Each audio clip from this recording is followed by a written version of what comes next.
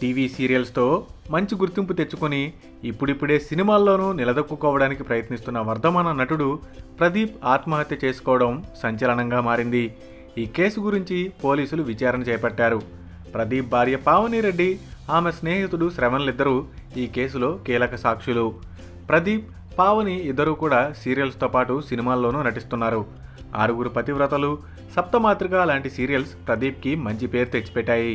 ప్రదీప్ సొంత ఊరు విజయవాడ. జాబ్ పరంగా పేరెంట్స్ చెన్నైకి షిఫ్ట్ అవడంతో తన ఎడ్యుకేషన్ అంతా అక్కడే జరిగింది. చిన్నప్పటి నుండి యాక్టింగ్ పట్ల ఇంట్రెస్ట్ ఉండడంతో చెన్నై నుండే కెరీర్ స్టార్ట్ చేశాడు. ప్రదీప్కి మహేష్ బాబు, ప్రభాస్ అంటే చాలా ఇష్టం. మహేష్తో శ్రీమంతుడిలో ఓ సీన్లో యాక్ట్ చేశాడు.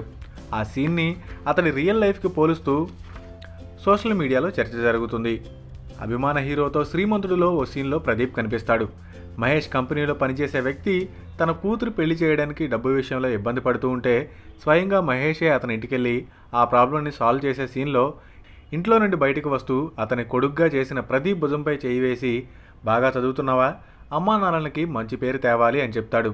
కానీ రియల్ లైఫ్లో ఈ మాటని క్యాన్సర్తో ఉన్న తల్లిని, అతని మీదే ఆశలు పెట్టుకున్న తండ్రిని ఒంటరిగా వదిలేసి ప్రదీప్ కానరాని లోకాలకు వెళ్ళిపోయాడు అంటూ తోటి నటీనటులు ఆవేదన చెందుతున్నారు.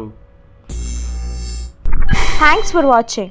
For more interesting updates, don't forget to subscribe Filmy Looks.